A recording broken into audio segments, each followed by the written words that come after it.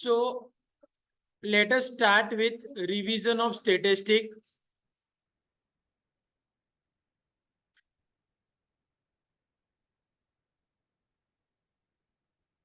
First of all,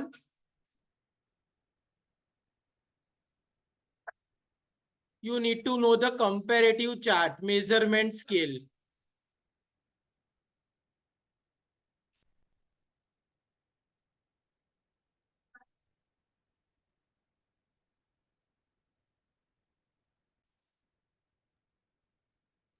Comparative chart A tick કરો, that is an important point. કઈ જગ્યાએ nominal scale, કઈ જગ્યાએ ordinal scale, કઈ જગ્યાએ interval scale and કઈ જગ્યાએ ratio. So classification is available in all kind of charts. Order is absent in nominal scale. Order means rank, but rank is present in ordinal, interval and ratio scale. Distance means difference between two variables. So difference between two variables,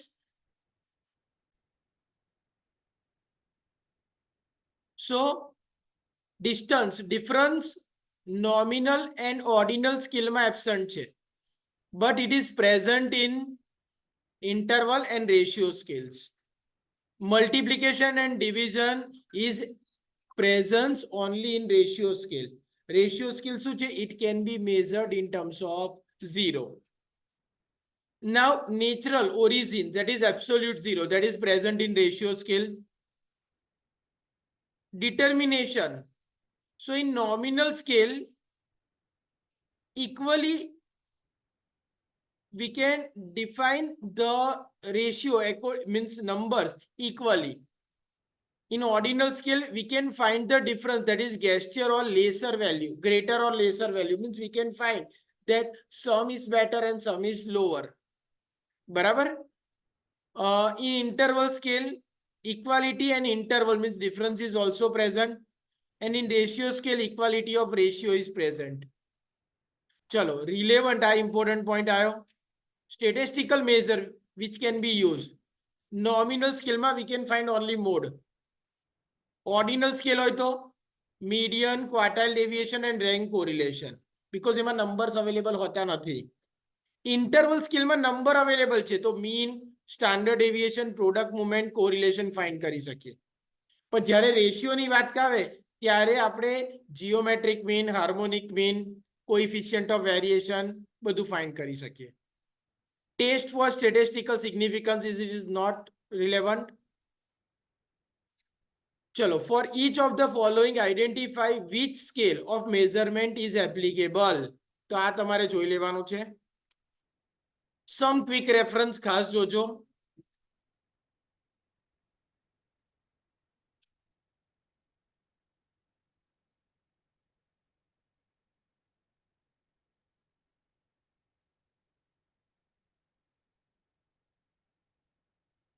Directly MCQs.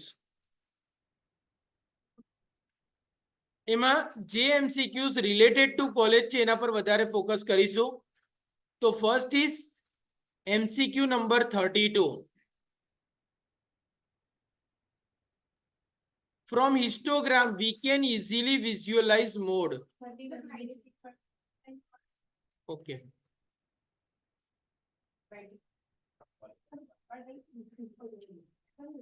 Okay, એટલે લાઇનસર જેમ આવશે એ પ્રમાણે હું જોતો જઈશ. 26 નીચે છે ને? ઓકે ઓકે, એટલે મને દેખાશે. Question number 32. From histograph we can easily visualize the mode. Visualize એટલે we can directly say, because histogram માં ગ્રાફ દોરેલો હોય તો જે ગ્રાફ સૌથી ઊંચો હોય that is our mode. Now next, question number 27. For unequal class means class interval is not same, so we need to find frequency density. આપણે શું find કરવું પડતું હતું? frequency density. કઈ રીતે મળતી હતી? so frequency divide by class interval.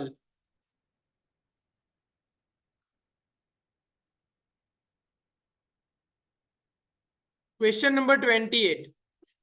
The number of class in a frequency distribution depend upon range of the observation, because first of all, when you need to determine the class interval, when you decide the class interval, first of all, you need to find the range.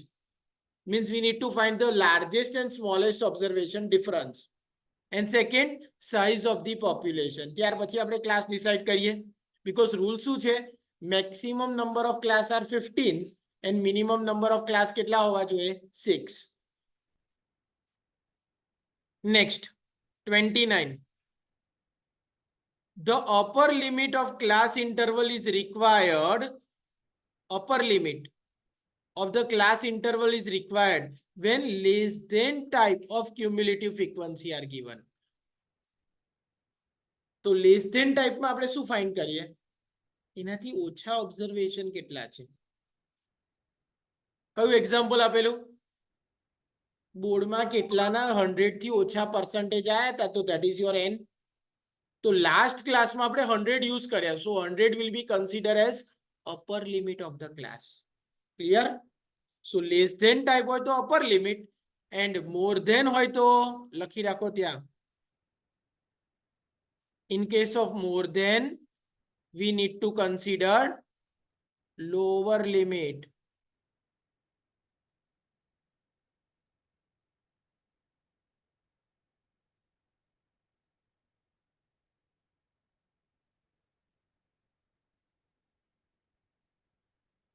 Question number 30. For drawing a cumulative frequency curve more than type, we take dash on x-axis. यहाँ पे बात किसकी है? More than की. तो x axis पे क्या आएगा? Lower limit. इससे उल्टा अगर लेस देन की बात होती तो upper limit. Median can easily B obtain through cumulative frequency curve. Median के लिए कोई भी पोजिशनल मेजर ढूंढना हो, सबसे पहले आप क्या ढूंढते थे? CF. CF means cumulative frequency. तो मीडियन ढूंढने के लिए हमें क्या चाहिए? CF चाहिए.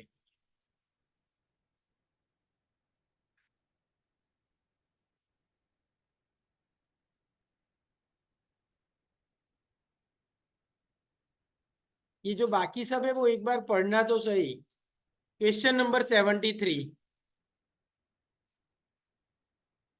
The standard deviation of set of value will be the standard deviation of a same set of value.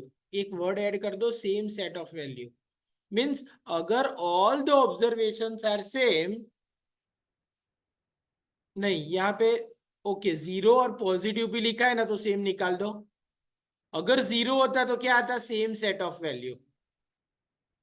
Otherwise standard deviation हमेशा कैसा होता है? पॉजिटिव या जीरो. बिकॉज स्टैंडर्ड डेविएशन की फॉर्मूला क्या है? Under root sigma x minus x bar square upon n है. तो अगर x minus x bar square का अंडर रूट निकालना है तो अंडर रूट हमेशा कैसा होता है? पॉजिटिव ही होता है. 77. Variance is square of standard deviation. Variance का फॉर्मूला हमें पता है, स्टैंडर्ड डेविएशन का स्क्वायर.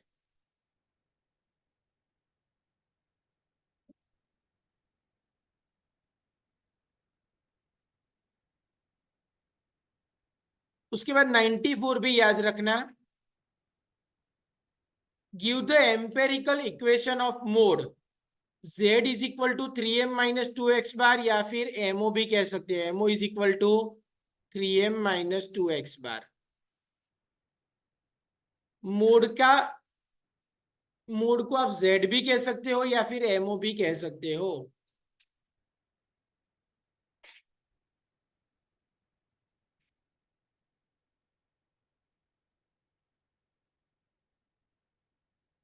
नेक्स्ट 96 भी इंपॉर्टेंट है.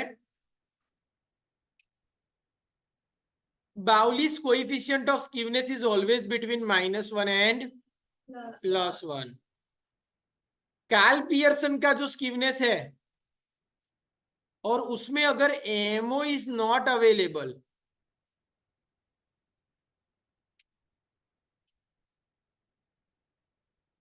तो एसकेपी की कोइफिशिएंट ऑफ एसकेपी की रेंज क्या आएगी? -3 to +3। ये याद रखना। कार्ल पियर्सन के स्कीवनेस में अगर एमओ अवेलेबल नहीं है तो कोइफिशिएंट ऑफ स्कीवनेस की रेंज क्या है? -3 to +3।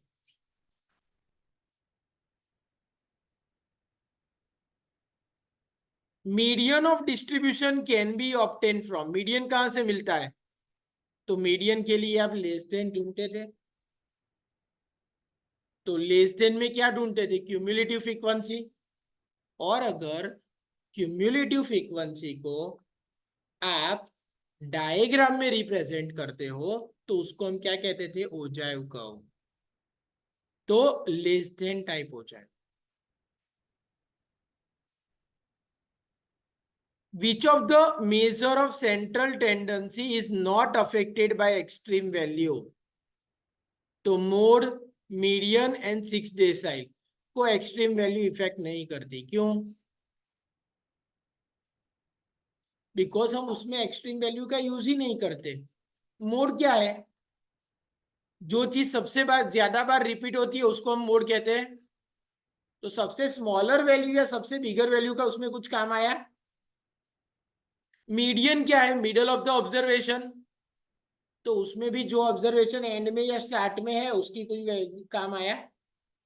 तो कोई भी पोजिशनल मेजर हो या मोड हो उसके अंदर हमें एक्सट्रीम वैल्यू की जरूरत ही नहीं होती। एक्सट्रीम मीन सबसे छोटी या सबसे बड़ी अमाउंट। फर्स्ट क्वार्टाइल का दूसरा नाम क्या है? Lower quartile. तो बोलो लास्ट क्वार्टाइल का नाम क्या होगा? Upper quartile. उसके बाद 98 वाला भी याद रखना। What is the range of skewness if mode is not defined? -3 to +3।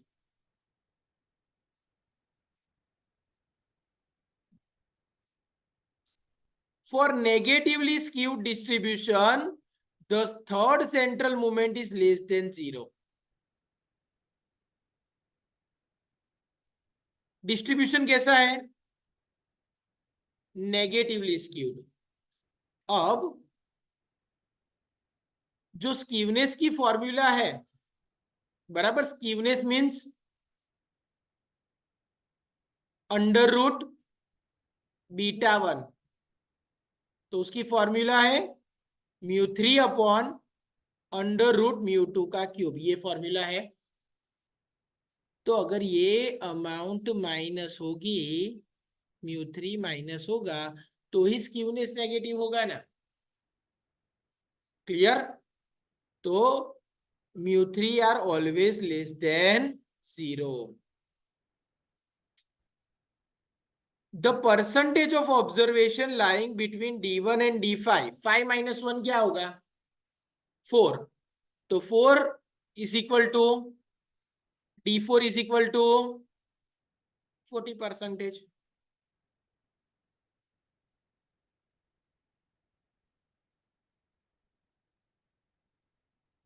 Q3 - Q2 is equal to 32। Q2 का मीनिंग क्या होगा? M। Q3 - M इज 32 અને M - Q1 is equal to 8। तो डिस्ट्रीब्यूशन कैसा होगा? Positively skewed. Because positively skewed होने के लिए Q3 - M is greater then M - Q1।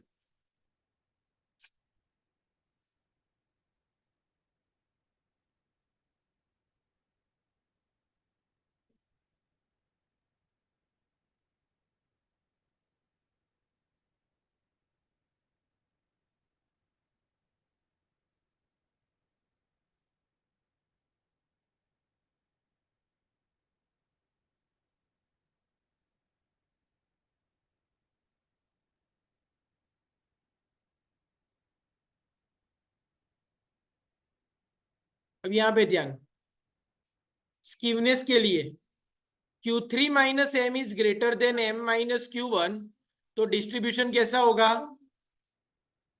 Positively skewed.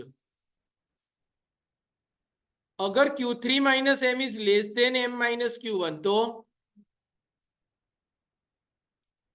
Negatively skewed. And Q3 minus M is equal to M minus Q1, तो distribution is symmetrical. कृपा ये जो भी लिख रहा हूं वो अपनी नोटबुक में या मटेरियल में लिख के रखना।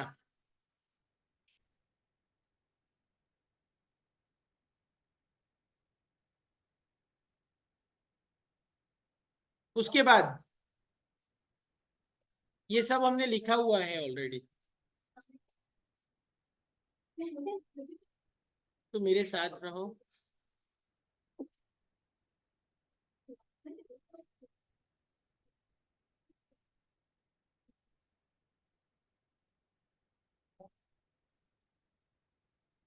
Okay, next. Dash is least affected by sampling fluctuation. कौन? मीन।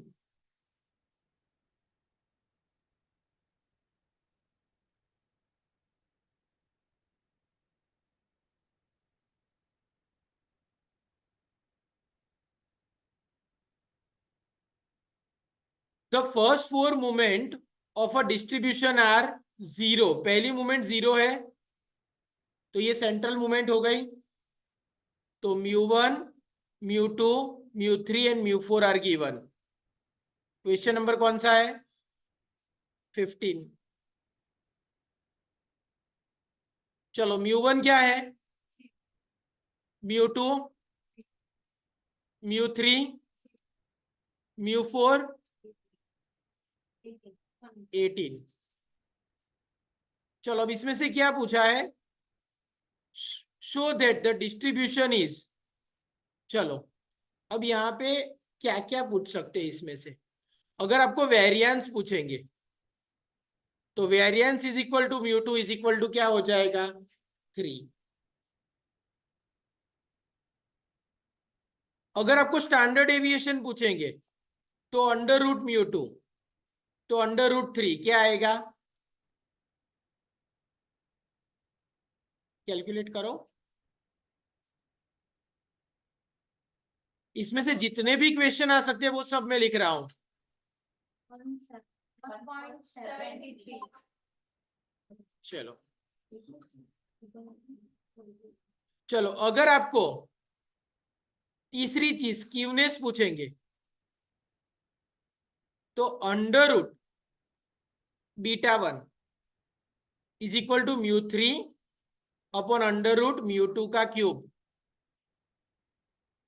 μ3 कितना था? 0 अपॉन √μ2 3 उसका क्यूब। बट ऊपर न्यूमरेटर 0 है, तो स्क्यूनेस क्या हो जाएगा? 0। अगर इसका आंसर प्लस में आता है तो पॉजिटिवली स्क्यूड, माइनस में आता है तो, और 0 आता है तो सिमेट्रिकल। उसके बाद आपको सिर्फ β2 भी पूछ सकते हैं, सॉरी β1। तो β1 की फॉर्मूला होगी μ3 का स्क्वायर अपॉन μ2 का क्यूब। अगर β1 पूछते हैं तो ये भी 0 ही आने वाला है अभी तो। उसके बाद पूछ सकते हैं कर्टोसिस, तो उसके लिए मुझे β2 ढूंढना होगा। μ4 अपॉन μ2 का स्क्वायर। μ4 कितना है? अपॉन μ2 का स्क्वायर, तो 18 डिवाइड बाई 9। अब कर्टोसिस के लिए अगर β2 लेस देन 3 है तो प्लेटिक्यूरेटिक। अगर β2 इज इक्वल टू 3 है तो मेसोक्यूरेटिक। एंड अगर बीटा टू ग्रेटर देन 3 है तो लेप्टोक्यूरेटिक। तो यहाँ पे आंसर क्या होगा, beta two is less than 3, तो डिस्ट्रीब्यूशन इज प्लेटिक्यूरेटिक।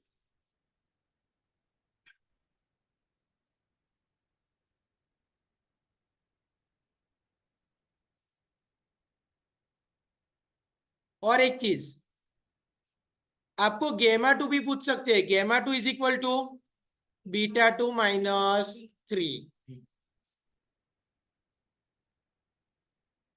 क्लियर? तो ये सारी चीजें अगर ऐसा रिपीट आया क्वेश्चन तो वो मैं आपको छोड़ दूंगा कि आपको खुद करना है। तो यहां पे आंसर क्या आएगा, सिमिट्रिकल एंड प्लेटिक्यूरेटिक। सिमिट्रिकल क्यों, बिकॉज स्कीवनेस 0 है, and platykurtic because beta two is less than 3।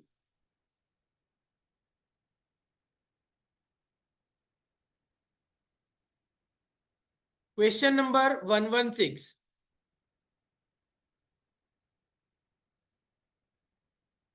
The mean marks of a student in a certain class is 60. X बार कितना है,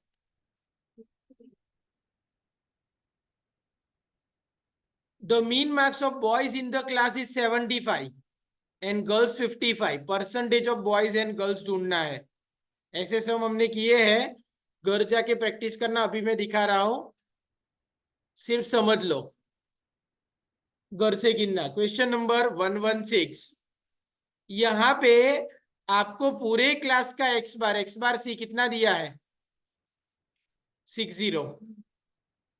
अब mean marks of boys that is x bar 1 कितना है,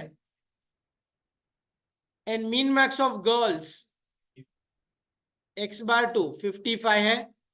मुझे क्या ढूंढना है, percentage of boys and girls.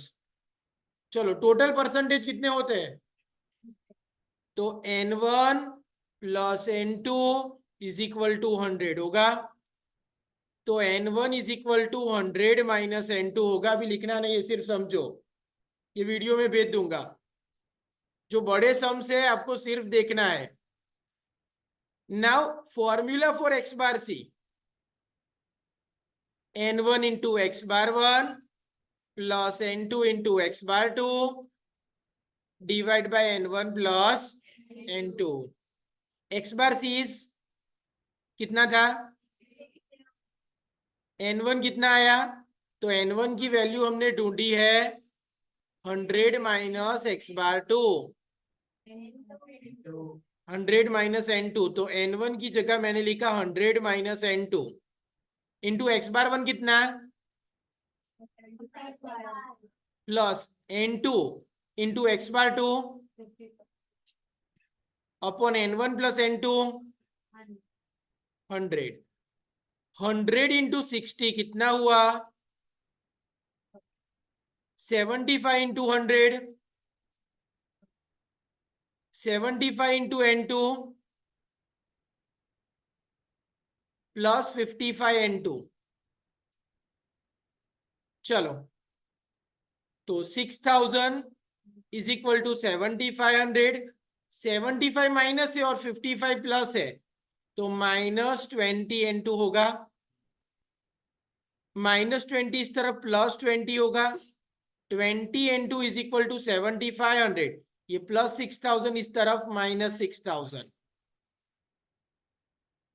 So n2 is equal to 1500 divide by 20, तो n2 is equal to 75। n1 is equal to क्या था, 100 माइनस, तो n1 is equal to 100 minus 75, n1 is equal to 25। तो हमारा आंसर आ गया n1 25 and n2 75।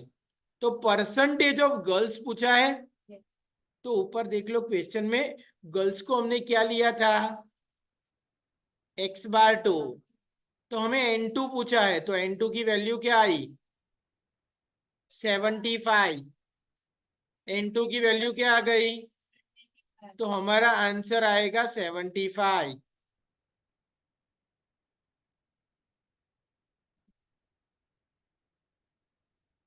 अब math the following, ये most important है बिकॉज इसमें कोरिलेशन भी आ रहा है और मीन मीडियन मोड की भी बात की है, तो ये आ सकता है। चलो, कोरिलेशन कोएफिशिएंट वो क्या है?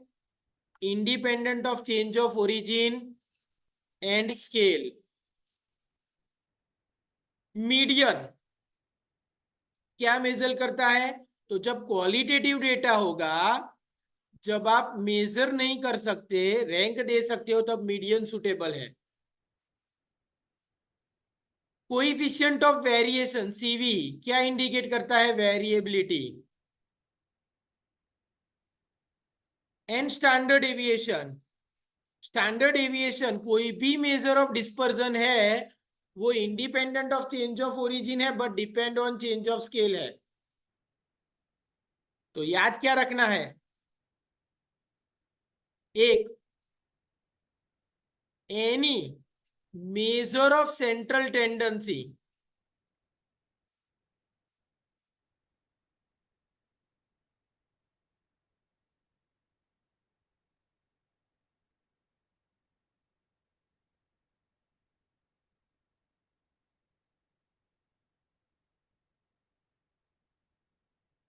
And any measure of dispersion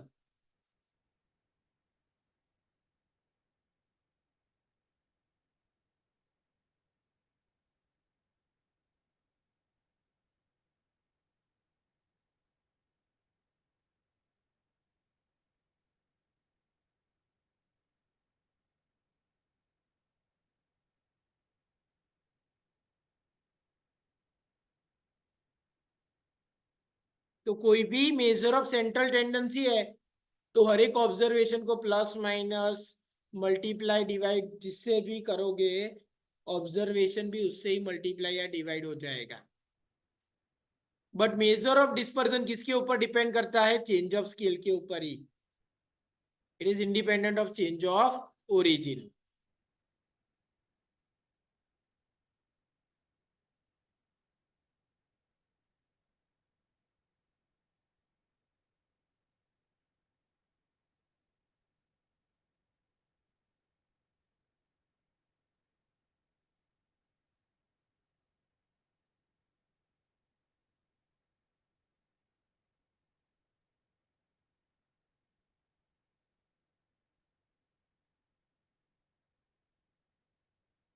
question 130, the best measure of measuring dispersion standard deviation.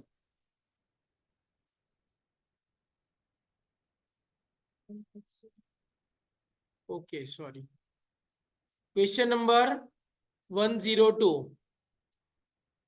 The coefficient of skewness of a series A is 0.15। कैसा है, प्लस या minus? And the series of B is 0.062।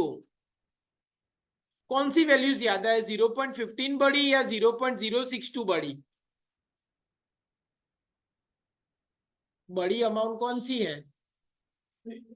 0.15, because 0.062 के साथ compare करने के लिए इस तरफ क्या हो जाएगा? 0.150। तो ज्यादा स्क्यूड क्या है? तो ए ज्यादा स्क्यूड है, यहां पे लेस स्क्यूड पूछा है, तो क्या आएगा? स्क्यूनेस का मीनिंग क्या होता है? Lack of symmetry. ऑब्जर्वेशन कितना सिमेट्रिकल नहीं है, वो स्क्यूड है। अगर सिमेट्रिकल डिस्ट्रीब्यूशन है तो मीन मीडियन मोड सेम आएगा और मीडियन से दोनों क्वार्टाइल का डिस्टेंस भी सेम होगा। तो mean median and mode are same.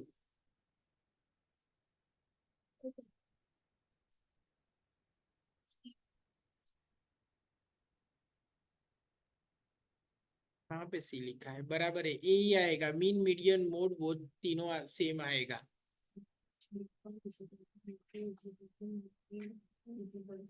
गलत है। सिमेट्रिकल डिस्ट्रीब्यूशन में मीन मीडियन और मोड सेम रहता है, अभी मैंने लिखाया था ना। ओके, इनकरेक्ट पूछा है, सॉरी। हाँ, तो which is the statement is incorrect, wrong statement ढूंढना है। तो रॉन्ग स्टेटमेंट में म्यू1 म्यू2 म्यू3 सब 0 होगा, ये रॉन्ग है।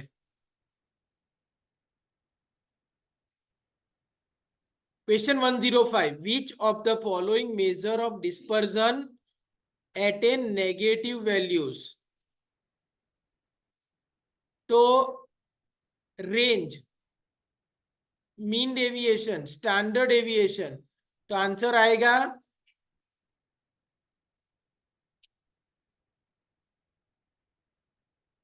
स्टैंडर्ड डेविएशन तो नेगेटिव नहीं हो सकता, मीन डेविएशन भी नहीं हो सकता। I think none of the above.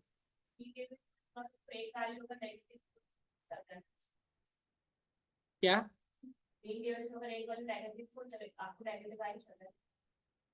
Mean deviation की फॉर्मूला क्या है? Into the module. फॉर्मूला क्या है? Into the module. तो मॉड्यूल के अंदर सब पॉजिटिव ही हो जाएगा ना। उसके बाद for a distribution coefficient of kurtosis gamma 2 is less than 0, less than 0 means less than 0 है, तो बीटा 2 क्या होगा? Less than 3। तो अगर बीटा 2 लेस देन 3 है तो प्लेटिक यूरेटिक हुआ।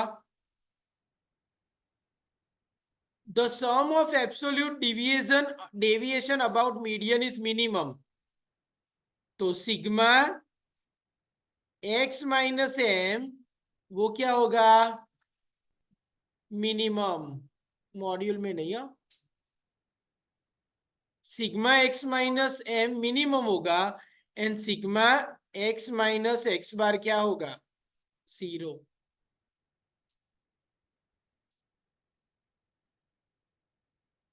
अगर मीडियन में से आप डेविएशन लेते हो तो क्या होगा? मिनिमम। उसके बाद question number 118, the following is not relative major of dispersion. Relative है ना, उसके आगे कौन सा वर्ड लगना चाहिए? कोएफिशिएंट। तो किसमें कोएफिशिएंट नहीं लगा तो वो रिलेटिव नहीं है, वो एब्सोल्यूट मेजर है। हर एक रिलेटिव मेजर के आगे क्या लगेगा? कोएफिशिएंट, बराबर।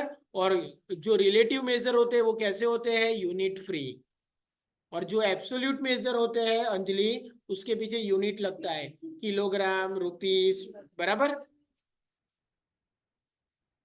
Question 119, the standard deviation of set of 50 observation is 8। क्या लिखा है? 50 ऑब्जर्वेशन का स्टैंडर्ड डेविएशन कितना है? 8 है। If each observation is added by 2, अब यहां पे क्या ढूंढना है आपको? स्टैंडर्ड डेविएशन ढूंढना है। अभी मैंने लिखा था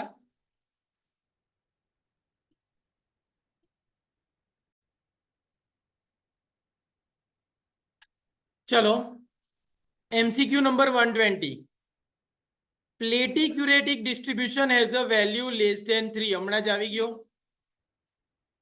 A measure of dispersion is an indicator of reliability of average. Swimming pool અને નદી વાળું example, if any average is how much reliable. મેં તમને કીધેલું કે નદી ઉપર લખ્યું હોય કે એવરેજ ડેપ્થ ઇઝ 3 ફીટ અને સ્વિમિંગ પુલ પર લખ્યું એવરેજ ડેપ્થ ઇઝ 3 ફીટ, તો કોના ઉપર વધારે રિલાય કરી શકાય? સ્વિમિંગ પુલ પર, એમાં ડૂબાય નહીં।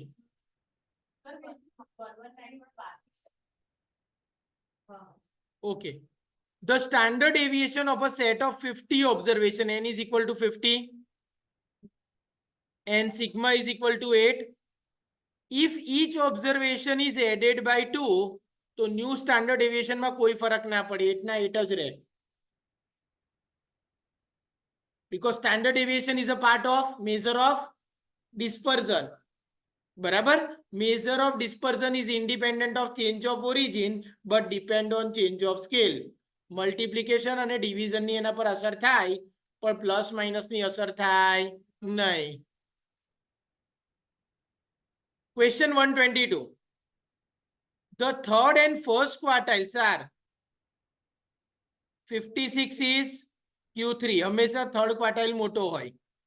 And 22 is Q1. Then the quartile deviation, formula for quartile deviation શું થાય? યાદ હોવી જોઈએ ક્વાર્ટાઇલ ડેવિએશન ની formula. Q3 minus divide by Q3 is Q1 is divide by 2.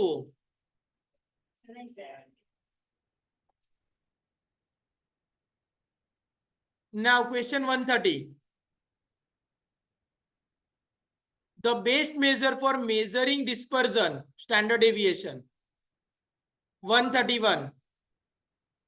If the value of mu3 is negative, अगर mu3 negative है तो distribution negatively skewed. Dash is not a measure of partition values, that is mode. What is partition value? जिसमें आपको division या कुछ नहीं देखना पड़ता. मीन्स जो सबसे ज्यादा बार मूवमेंट करता है उसको हम क्या कहते हैं? मोड. मीन्स जिसकी फ्रीक्वेंसी सबसे ज्यादा है उसको आप क्या कहते हो? मोड कहते हो.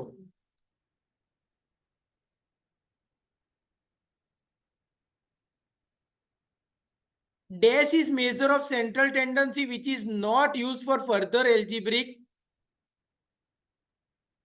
ट्रीटमेंट. तो उसमें आंसर मीडियन आएगा. मीडियन आएगा.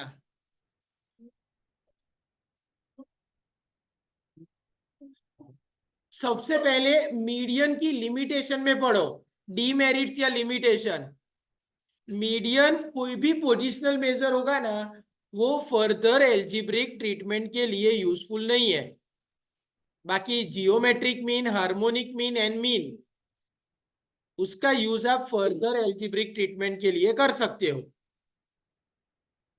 Further algebraic treatment means combine mean ढूंढते हैं, बराबर, कोरिलेशन में उसका यूज करते हैं. बट मीडियन का यूज आपने कहीं आगे किया है?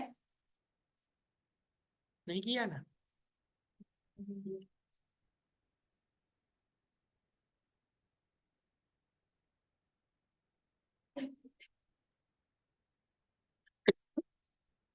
Find the median of the coefficient of skewness from the following information. Q3 minus Q1 is 8. Q3 plus Q1 is 22. Mode is 11. Mean is 8. अब मुझे क्या ढूंढना है? मीडियन ढूंढना है. चलो क्वेश्चन नंबर कौन सा है? 134. 134 में स्कीवनेस की एक फॉर्मूला क्या है? Just a minute.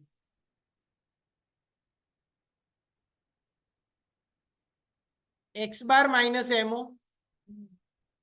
तो एक्स बार कितना था?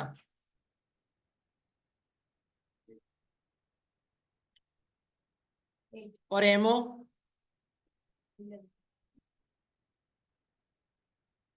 तो स्कीवनेस कितना आया?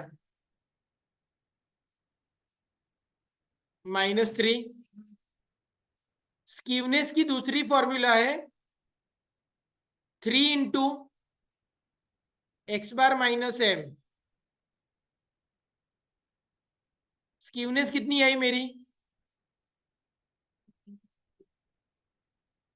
3 इंटू एक्स बार कितना है? 8. ये -3 के डिवीजन में 3 चला गया is equal to 8 minus M. 3 1 जा 3 तो -1 बचा is equal to 8 minus M. तो m is equal to 8 plus 1 9. 9। तो मीडियन क्या आ गया? 9।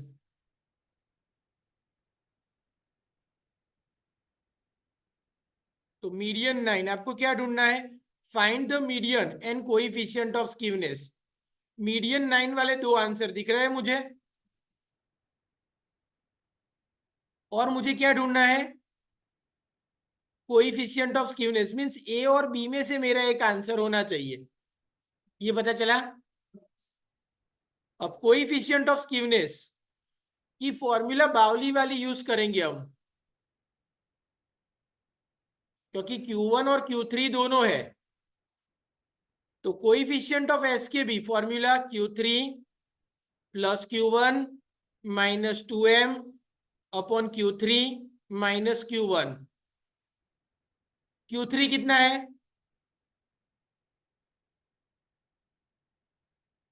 देखो क्वेश्चन में,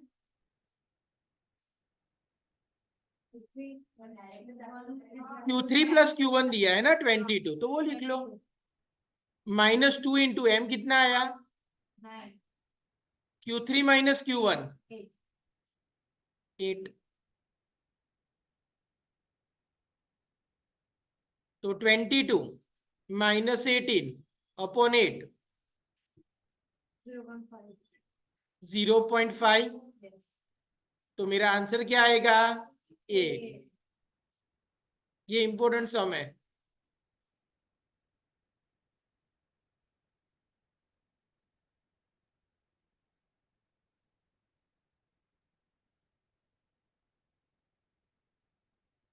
For a moderately skewed distribution, median is equal to mod plus क्या होगा?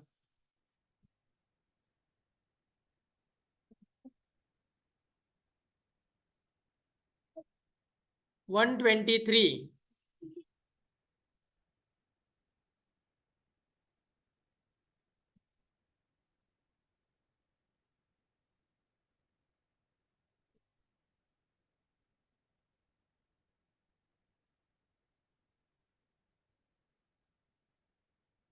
ओके चलो, question 123 moderately skewed distribution। Yes આપણી પાસે ફોર્મ્યુલા છે, કઈ છે? MO is equal to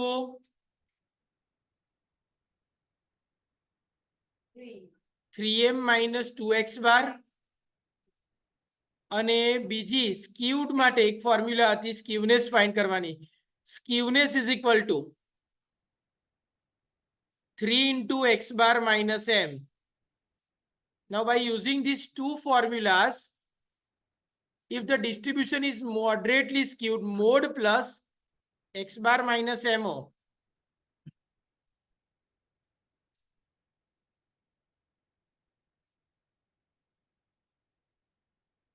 So answer is 2/3.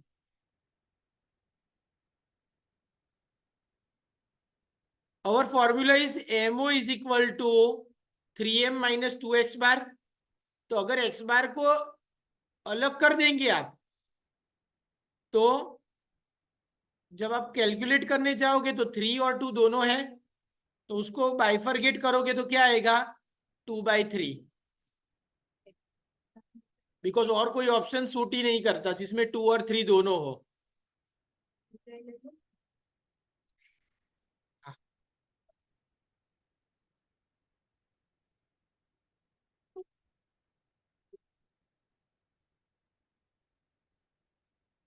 Mean is equal to,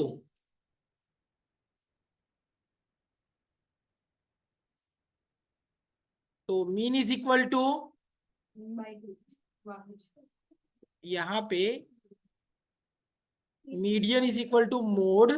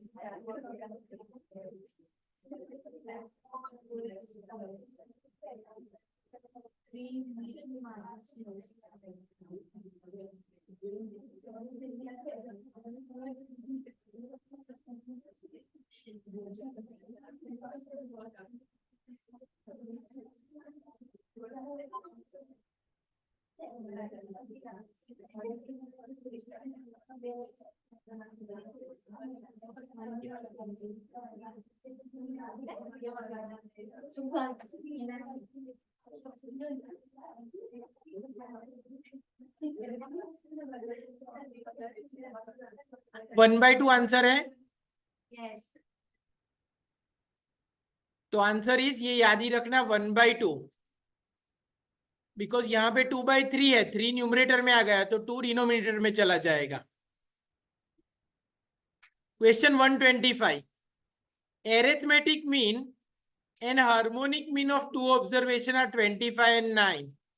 geometric mean is how much, तो एक फॉर्मूला मैंने लिखाई थी, जियोमेट्रिक मीन का square is equal to x bar, that is arithmetic mean.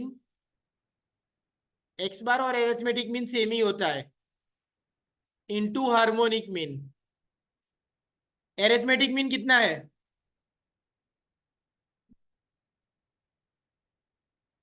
20. And 9, तो 25 into 9,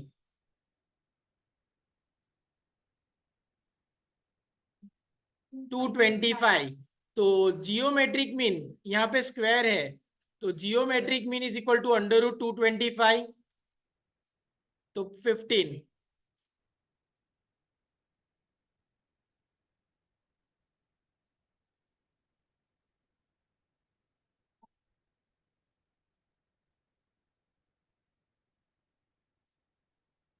one 26, for mesokurtic distribution beta 1 is equal to 0, तो distribution क्या होगा?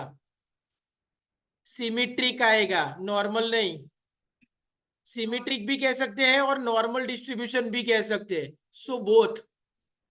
बिकॉज 12th में हमने चैप्टर पढ़ा था नॉर्मल डिस्ट्रीब्यूशन, प्रामाण्य वितरण, तो उसमें भी डिस्ट्रीब्यूशन सिमेट्रिकल ही था ना, तो symmetric and normal both are correct.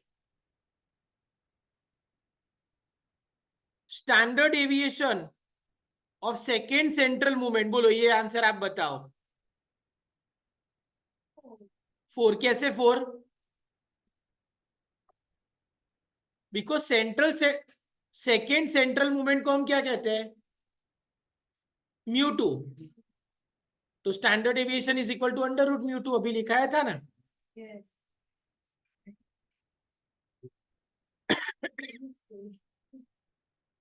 Next, second raw movement of the distribution, तो इसकी फॉर्मूला क्या है?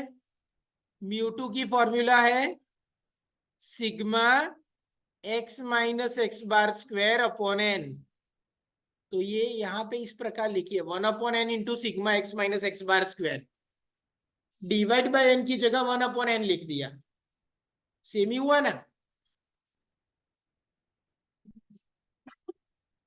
The arithmetic mean of first n natural numbers n plus 1 divide by 2, चलो 1 2 3 का x बार क्या होगा? 1 plus 2 plus 3 plus 3 divide by 2 क्या होगा? 2 प्लस 3 डिवाइड बाई 2, 3 आ गया? नहीं, 1 plus 2 plus 3 divide by 2, so divide by 3। हाँ, 3 ऑब्जर्वेशन हुए ना, 1 प्लस 2 प्लस 3 डिवाइड बाई 3, 2 आया। तो 3 प्लस 1 डिवाइड बाई 2 करो, तो n नेचुरल नंबर मीन्स 1 2 3 4 5 6 ऐसे नंबर है, और उसका मीन ढूंढना है, तो n plus 1 divide by 2। 135, dash can be calculated from frequency distribution with open ended class. Open ended class है तो मीन नहीं मिलेगा, बाकी सब मिल जाएगा। तो क्या मिलेगा? Median and mode. पहला क्लास होगा लेस देन 10 और लास्ट क्लास होगा मोर देन 50। जिसकी बाउंड्री नहीं होगी वो ओपन एंडेड क्लास। ना खबर पड़ी? ओपन एंडेड क्लास मीन्स जो पहला और लास्ट क्लास है उसकी लिमिट नहीं है, सपोज लास्ट क्लास है मोर देन 50 कितना 60 70 80 90 100 कुछ भी हो सकता है ना, तो लिमिट नहीं है, तो हम क्या नहीं ढूंढ सकेंगे, कोई भी मीन ढूंढ पाएंगे नहीं।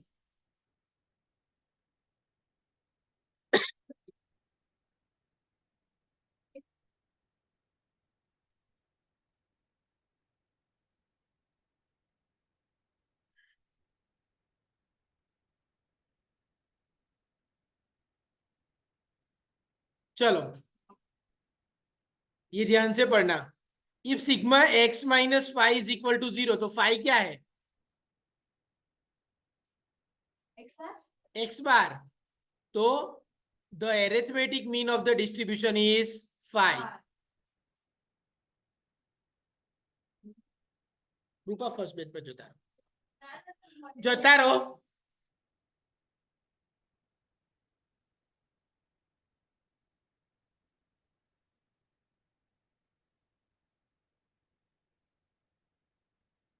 Number of books in the library is considered as, books को गिन सकते हैं ना, डिस्क्रीट वेरिएबल।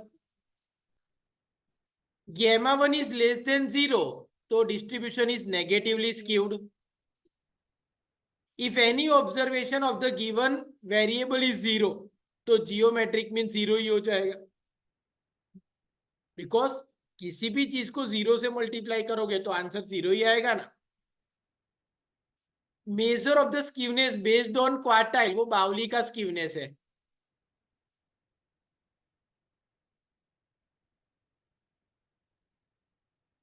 Q1 10 है, Q3 40 है, तो coefficient of quartile deviation formula Q3 minus Q1 upon Q3 plus Q1, खुद गिन लेना।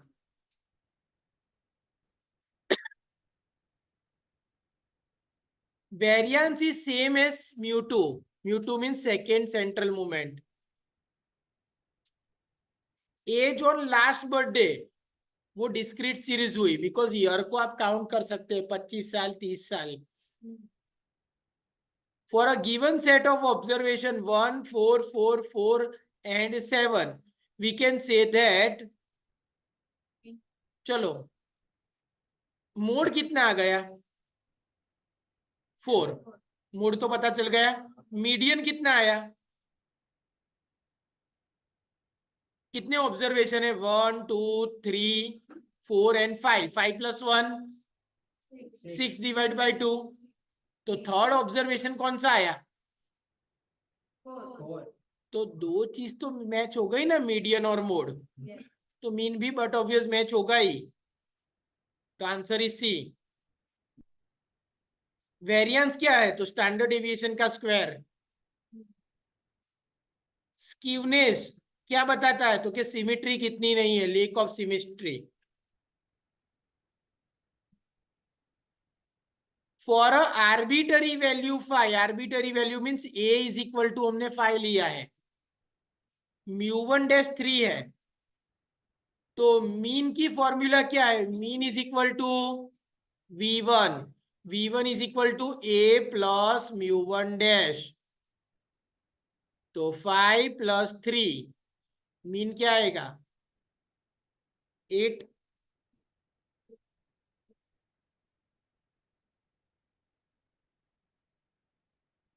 The value of third central movement minus है, तो डिस्ट्रीब्यूशन नेगेटिवली स्क्यूड। अगर μ3 माइनस है तो न्यूमरेटर माइनस होगा, तो डिस्ट्रीब्यूशन भी नेगेटिवली स्क्यूड ही होगा ना, बिकॉज अंडर रूट बीटा 1 की फॉर्मूला क्या है μ3 अपॉन अंडर रूट μ2 का क्यूब।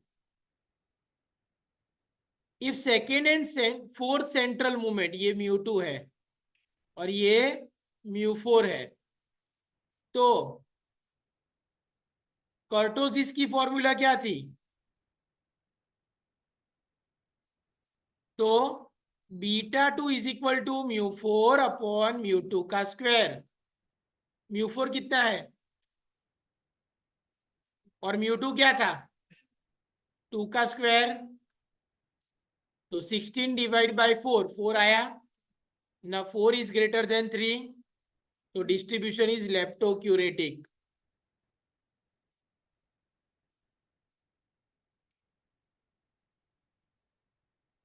कर्टोसिस क्या मेजर करता है? Thickness of the curve. Kurtosis का डायग्राम देखोगे तो ऐसा कुछ था, ये लेप्टो का था, ये मेसो का था और ये प्लेटी का था। टेक्स्ट बुक में देखेंगे तो जहां पे डायग्राम का अपर पॉइंट सबसे ज्यादा है वो लेप्टोक्यूरेटिक, जो सिमिट्रिकल डायग्राम है वो मेसोक्यूरेटिक, और अगर डायग्राम ऐसा है फ्लैट जैसा तो वो प्लेटिक्यूरेटिक। स्कीवनेस इज नॉट प्रेजेंट। जब मीन मीडियन मोड सेम होगा तो डिस्ट्रीब्यूशन सिमेट्रिकल हो जाएगा, और सिमेट्रिकल डिस्ट्रीब्यूशन में स्कीवनेस अवेलेबल होती नहीं है। For open ended distribution appropriate measure of skewness कौन सा है? ओपन एंडेड में क्या नहीं मिलेगा? मीन नहीं मिलेगा। और अगर मीन अवेलेबल नहीं है तो हम क्या यूज करेंगे? Q3 और Q1। और Q3 और Q1 किस में आता है? बाउली के स्कीवनेस में। मूवमेंट अबाउट आर्बिटरी वैल्यू उसको रॉ मूवमेंट कहते हैं।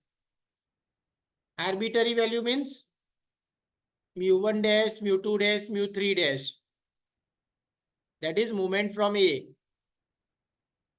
Sum of deviation of observation from their respective mean sigma x minus x bar is always 0.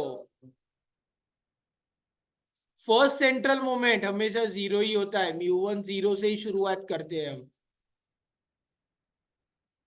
Life of electric bulb किस में होता है? इलेक्ट्रिक बल्ब की लाइफ काउंट करोगे या मेजर करोगे? मेजर करोगे तो continuous series.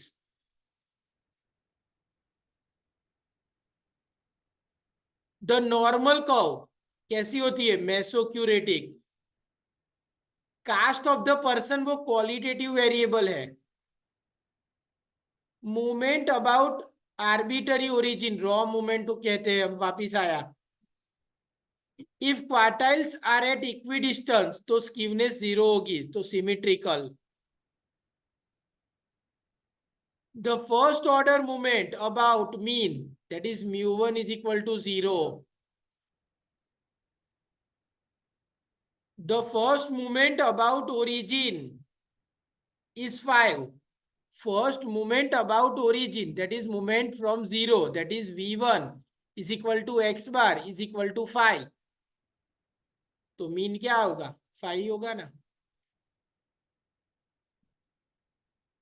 If second movement 16 तो स्टैंडर्ड डेविएशन उसका under root 4। From the following which is not absolute measure, जिसके आगे कोएफिशिएंट लगता है वो रिलेटिव मेजर होता है।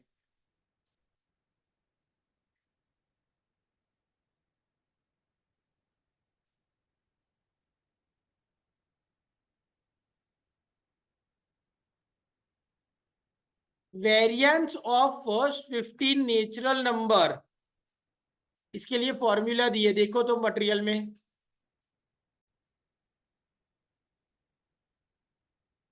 चलो,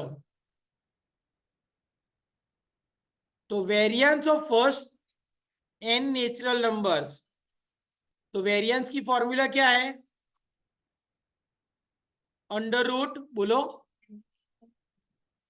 n square minus 1 upon 12। n square यहाँ पे कितने नंबर थे? 15 का स्क्वायर माइनस 1 अपॉन 12। 15 का स्क्वायर 225 माइनस 1 224 डिवाइड बाई 12 18.67 का अंडर रूट।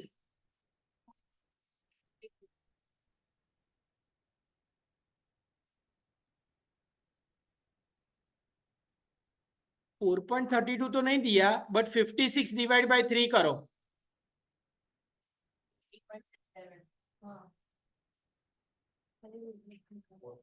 224 डिवाइड बाई 12 करो तो ओके। तो ये स्टैंडर्ड डेविएशन की फॉर्मूला है। अगर वेरिएंस होगा तो अंडर रूट नहीं आएगा। तो यहाँ पे 224 डिवाइड बाई 12 क्या आया? तो आंसर इज 56 डिवाइड बाई 3। अगर सारे ऑब्जर्वेशन सेम है तो स्टैंडर्ड डेविएशन 0, कुछ डेविएशन ही नहीं है ना। First movement about origin is always 0, कुछ चीजें रिपीट हो रही है। अगर कोई ऑब्जर्वेशन 0 है तो क्या नहीं मिलेगा, जियोमेट्रिक मीन। अगर थर्ड सेंट्रल मूवमेंट 0 है तो डिस्ट्रीब्यूशन सिमेट्रिक हो जाएगा। μ3 0 है तो डिस्ट्रीब्यूशन कैसा होगा, सिमेट्रिक। अगर μ3 प्लस है तो पॉजिटिवली स्क्यूड, और μ3 माइनस है तो नेगेटिवली स्क्यूड। μ2 64 है तो उसका अंडर रूट स्टैंडर्ड डेविएशन होगा। The distribution of profit of blue chip company, profit point में भी आ सकता है तो कंटिन्यूस वेरिएबल। स्कीवनेस क्या है, lack of symmetry.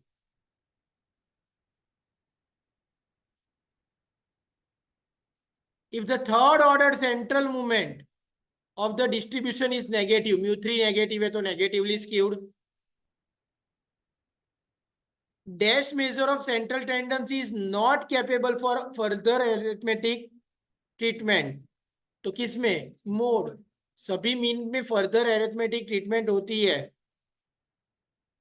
For a certain series with 100 observation, mean 20, variance 25, the sum of square observation, ये क्या पूछा है, सम मीन्स सिग्मा, तो सिग्मा एक्स स्क्वायर पूछा है। तो 180 में स्टैंडर्ड डेविएशन की फॉर्मूला लगा दो। Standard deviation is equal to under root sigma x square upon n minus x bar का स्क्वायर। स्टैंडर्ड डेविएशन कितना दिया है,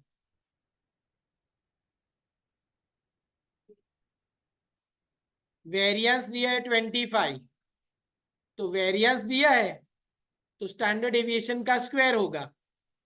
तो स्टैंडर्ड डेविएशन का स्क्वायर इज इक्वल टू, मैं क्या लिखूंगा, sigma x square upon n minus x bar का स्क्वायर। वेरिएंस लिखा 25, सिग्मा एक्स स्क्वायर ढूंढना है, एन बराबर कितना है, और एक्स बार, एक्स बार 20.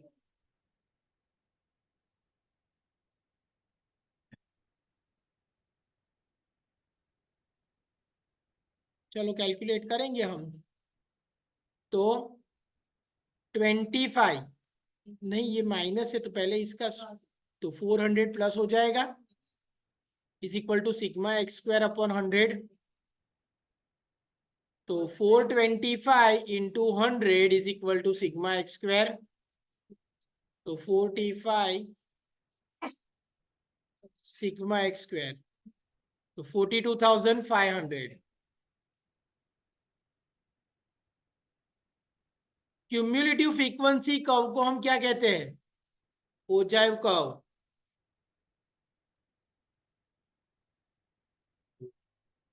Second order central movement, movement 9, μ2 9 है तो उसको हम वेरिएंस कहेंगे।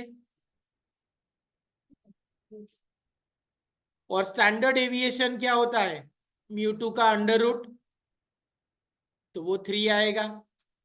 चलो हमें पहला आंसर सही लगेगा हम टिक कर देंगे, तो दूसरा पढ़ने का, स्टैंडर्ड डेविएशन 3 है तो both A and B are correct. कभी कंफ्यूज करने के लिए ऐसा आ सकता है।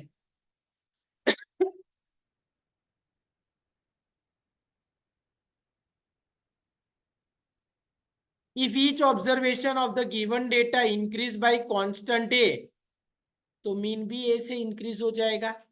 हर एक ऑब्जर्वेशन में कुछ ऐड करोगे तो मीन भी उतना बढ़ जाएगा, बराबर। कोई भी मेजर ऑफ सेंट्रल टेंडेंसी उसमें वही होगा, मीन हो, मीडियन हो, मोड हो, कोई भी हो।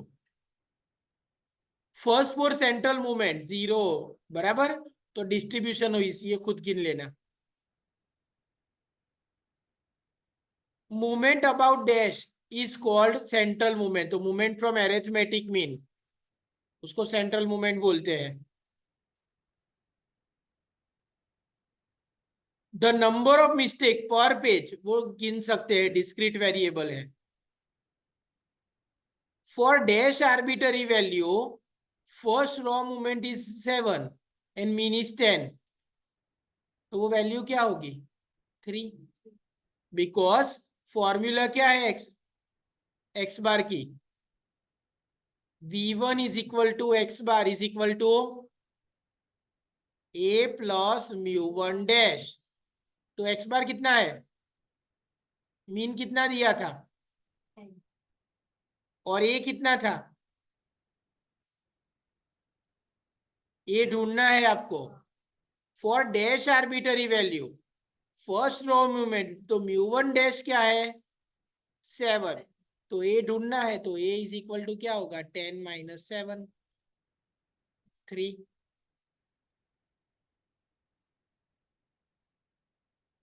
If 25% item of the distribution is less than 10, ये Q1 है, and 25% are more than 40, means 75% less than 40, तो Q3 दिया है। तो क्वार्टाइल डेविएशन कैसे मिलेगा Q3 minus Q1 divide by 2, तो 40 minus 10 divide by 2 30 divide by 2। Dash is not affected by extreme value, तो के मीडियन।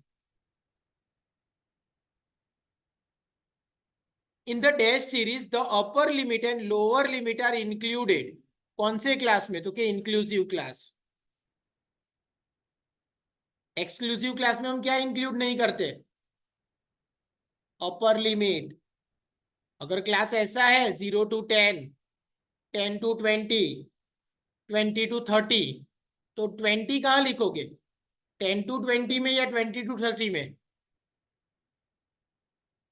20 कहाँ आएगा 10 to 20 में या 20 to 30 में 20 to 30 में। तो अपर लिमिट है 10 to 20 की, वो इंक्लूड नहीं करते कौन से क्लास में एक्सक्लूसिव क्लास में।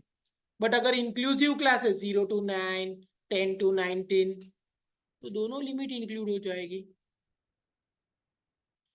Variable can take all numerical value within certain interval are called continuous variable, इसलिए उसको काउंट नहीं करते मेजर करते हैं। फॉर एग्जाम्पल किसी का वेट, वेट कोई भी वैल्यू है एज्यूम कर सकता है।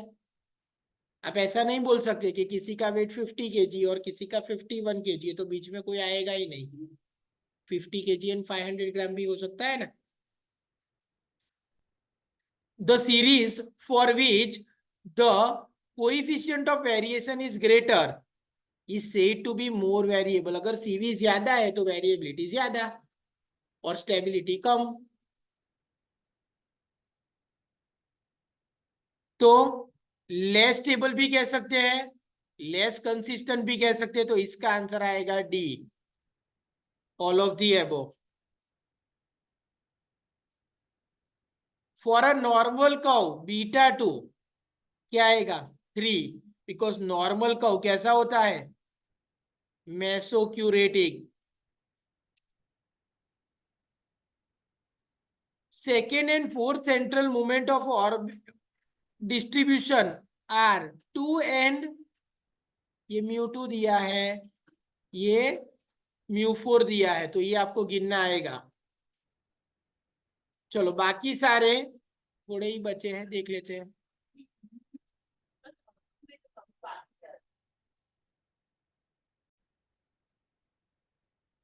चलो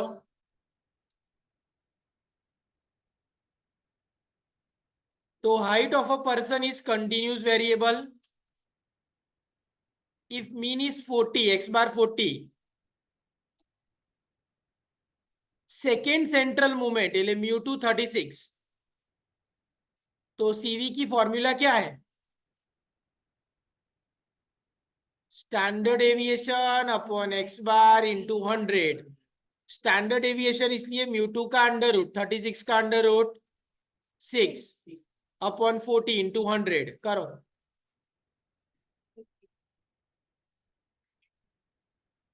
डैश मेजर पिकनेस तो kurtosis. Movement about dash are called raw movement, तो arbitrary value. The mean of first 19 natural number, 19 plus 1 divide by 2, 10. Movement are dash, change of scale, independent. Geometric mean cannot be used जब observation 0 होगा या negative होगा. तो answer सी.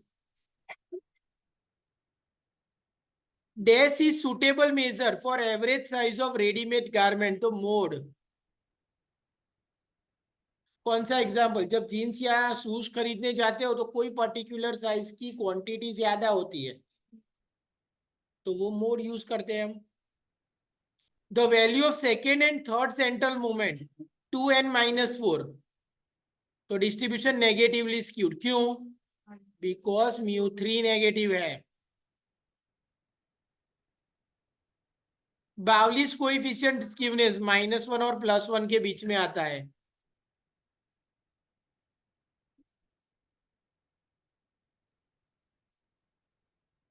इस chapter में हम सारे देख लेंगे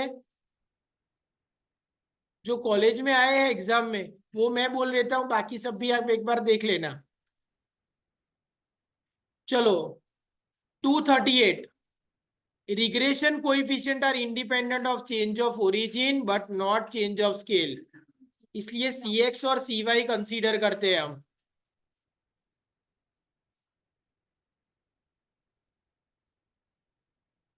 to 39. From the following correlation coefficient dash shows the lowest degree of association. हम क्या करेंगे, आर स्क्वेयर ढूंढ लेंगे और जिसका आर स्क्वेयर 1 से सबसे ज्यादा दूर होगा वहां पे डिग्री ऑफ कोरिलेशन कम होगा. चलो -0.91, उसका आर स्क्वेयर निकालो. 0.91 इंटू 0.91 नियर टू 1 है. 0.28 into 0.28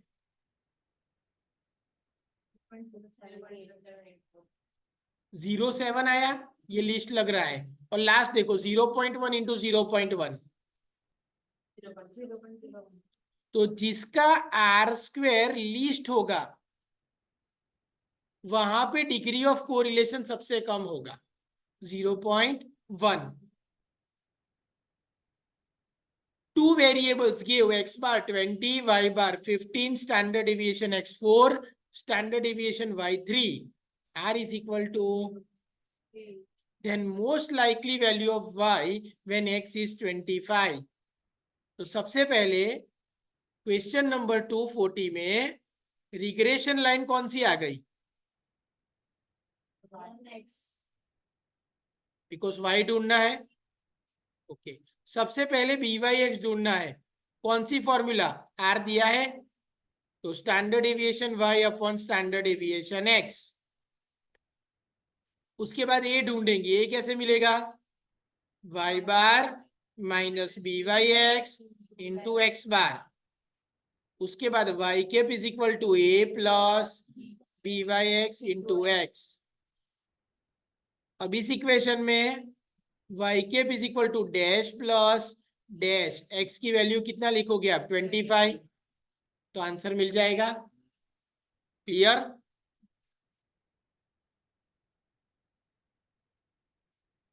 to 41. The regression line for variable x and y are, then correlation coefficient between x and y. तो आपको क्या है, दोनों रिग्रेशन इक्वेशन है. पहला इक्वेशन कौन सा है? 2x plus is equal to 8. इसको हम पहले किसको एज्यूम करेंगे? y on x. तो क्या हो जाएगा? 4y is equal to 8 minus 2x. तो y is equal to 8 divide by 4 minus 2 divide by 4x. तो y इज इक्वल टू 2 माइनस 0.5x. तो इससे मुझे BY/X कितना मिला? -0.5. क्लियर? सेकेंड इक्वेशन कौन सा है? x plus 2y is equal to 5. तो x is equal to 5 minus 2y. तो bxy इज इक्वल टू क्या आ गया? चलो दोनों की साइन सेम होनी चाहिए. साइन सेम है. अब दोनों का मल्टीप्लीकेशन आर स्क्वेयर 0 और 1 के बीच में आना चाहिए. तो B Y X into B X Y. B Y X था -0.5 और बी एक्स वाई था -2.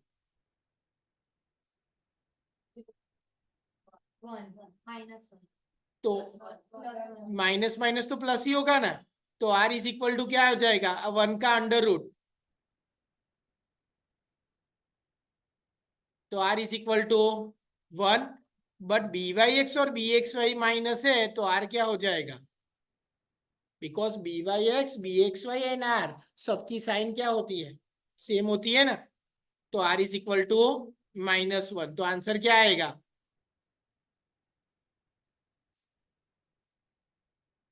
242. बी एक्स वाई दिया है, बी वाई एक्स दिया है, तो आर एक्स वाई ढूंढना आएगा. चलो दोनों माइनस है, कैलसी पे गिनो. अरे 0.2 है तो ये 0.2 ही आएगा ना.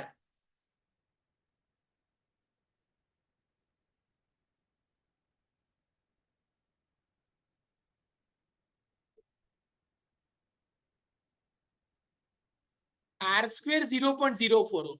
आर ढूंढना है तो उसका अंडर रूट निकालो. बट कैसा आएगा? माइनस आएगा because B Y X and B X Y दोनों माइनस है.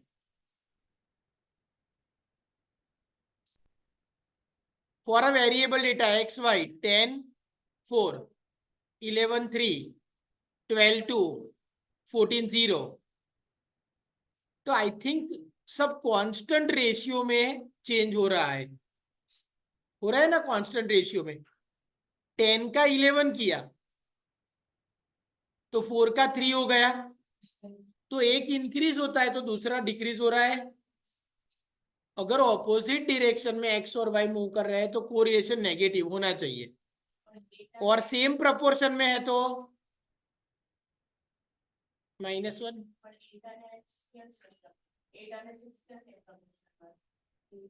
अरे आप बाकी सबको देखोगे तो उसके मुताबिक अरेंज करने चाहोगे तो 8 और 6 भी वही आ जाएगा. और एक चीज यहाँ पे आपको क्या दिख रहा है? डिस्ट्रीब्यूशन कैसा है? नेगेटिव है. तो माइनस वाले एक ही आंसर दिया है ना. Regression coefficient are independent of change of origin but depend on change of scale. 2x plus 3y is equal to 10. Then regression coefficient x on y. चलो ये अभी हमने ढूंढा था ना. x on y की अगर ये लाइन होगी तो bxy ढूंढना आएगा. यहाँ पे byx नहीं होना चाहिए, bxy होना चाहिए.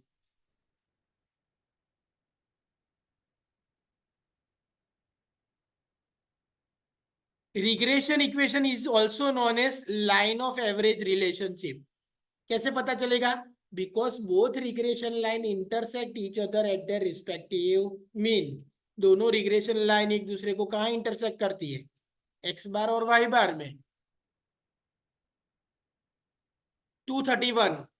The unit of correlation coefficient is unit free.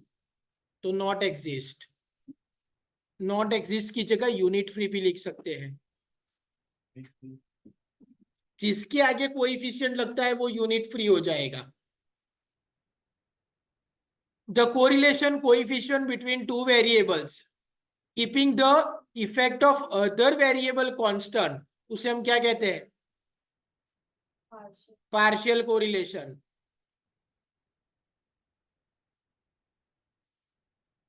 The multiple correlation coefficient is joint effect of independent variable on one dependent variable. Multiple word आया. मल्टीपल मीन्स एक चीज पे एक से ज्यादा चीजों की इफेक्ट होना.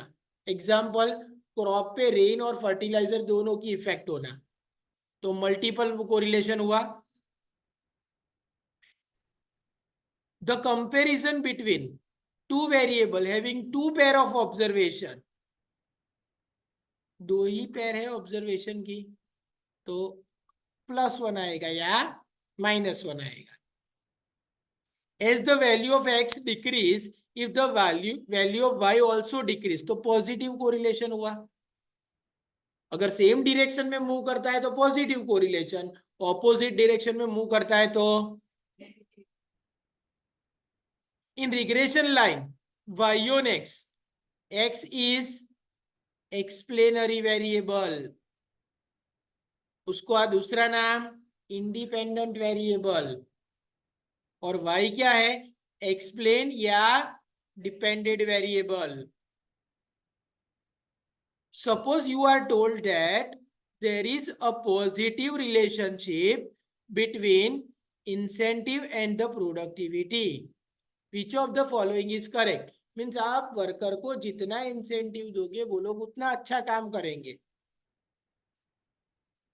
तो productivity tend to be more when incentive are more. Simple logic.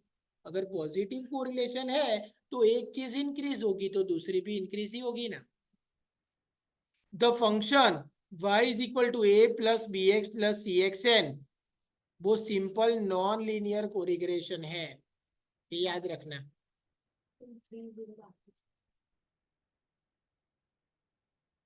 कौन सा बाकी रह गया? 230। ये अकेला क्यों पड़ गया? If byx is minus 0.5 then the following is true।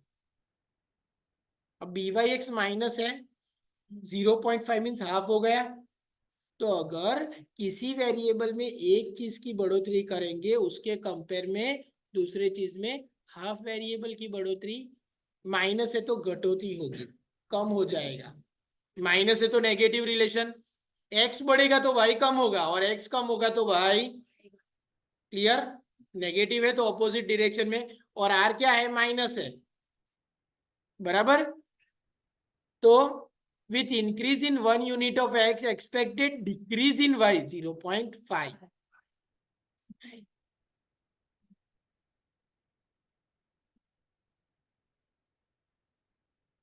चलो 247।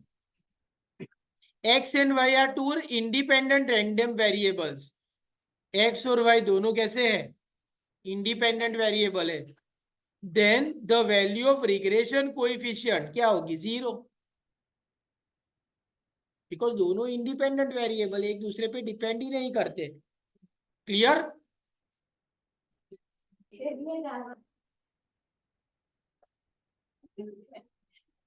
चलो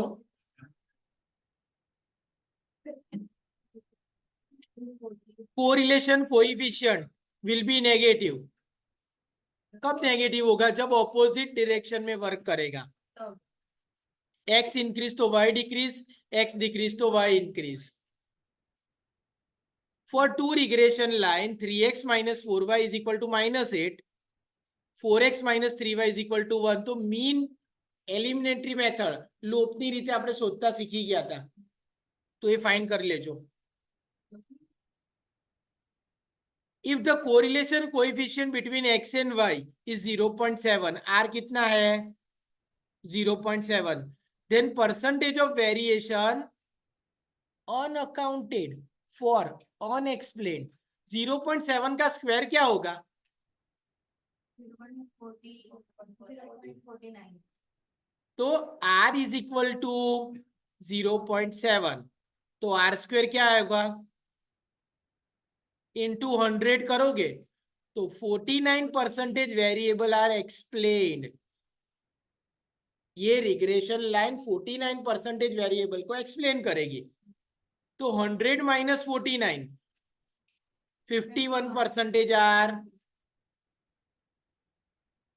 तो रिग्रेशन लाइन कितने वेरिएबल को एक्सप्लेन कर सकती है वो ढूंढने के लिए आपको क्या ढूंढना है, आर स्क्वायर, और आर स्क्वायर को मल्टीप्लाई बाय 100 करोगे तो आंसर परसेंटेज में मिलेगा, और 100 नहीं करोगे तो प्रपोर्शन में मिलेगा।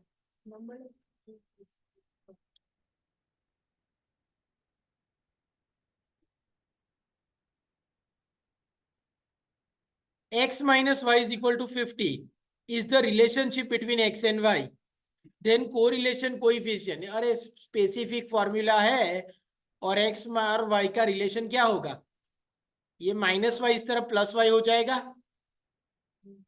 तो y इंक्रीज होगा उतना x इंक्रीज होगा, तो perfect positive correlation r is equal to +1. The two line of regression will be dash if the variable are perfectly correlated. तो coincided means दोनों रिग्रेशन लाइन एक ही हो जाएगी, x ऑन y या y ऑन x. अगर positive correlation है तो diagram बताया था ऐसी लाइन होगी, और नेगेटिव कोरिलेशन है तो ऐसी हो जाएगी. If one regression coefficient is greater than unity means 1, unity means 1, B Y X एक से ज्यादा है तो बी एक्स वाई एक से कम होगा, because B Y X into B X Y 0 और 1 के बीच में ही आना चाहिए ना. तो अगर एक ऑब्जर्वेशन एक से ज्यादा है तो दूसरा एक से कम होगा.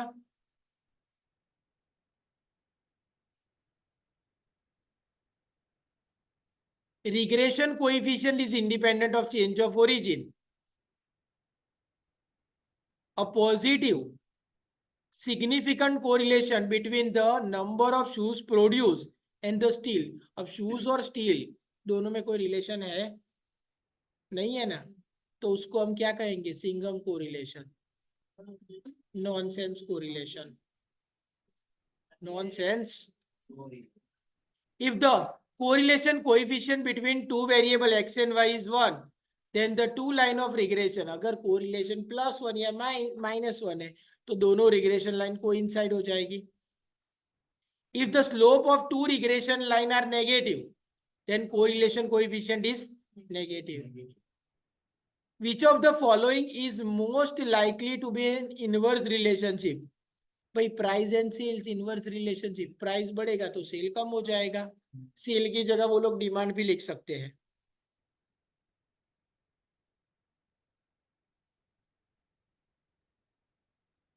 बाकी के मैं नेक्स्ट वीडियो में या कहीं पे डाल दूंगा, वो आप देख लेना. यहाँ पे मैं स्टॉप करता हूँ. हाँ.